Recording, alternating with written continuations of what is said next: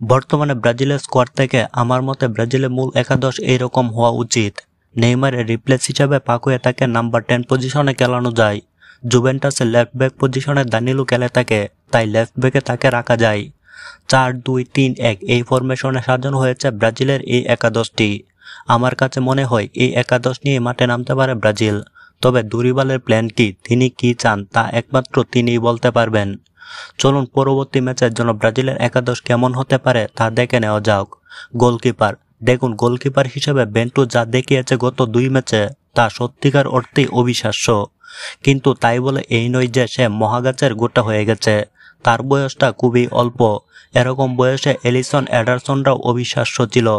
তা না হলে এমনি তো আর ইউরোপে তারা পাড়ি জমায়নি। আমি মানছি বেন্টু ব্রাজিলের নতুন আশার প্রদীপ, কিন্তু টুর্নামেন্টে খেলার অভিজ্ঞতা আর সিনিয়রের যে একটা বিষয় সেটা অনেক কিছু। এজন্য এলিসনকে আমি চাইছি গোলকিপার হিসেবে।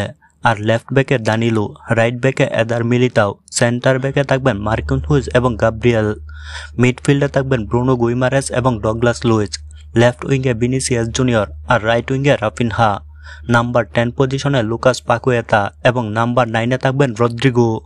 আমার মতে দরিবাল এই রকম একটা একাদশ নিয়ে মাঠে নামতে পারে। তবে আপনাদের কার কি মতামত তা কমেন্টে জানিয়ে দিন।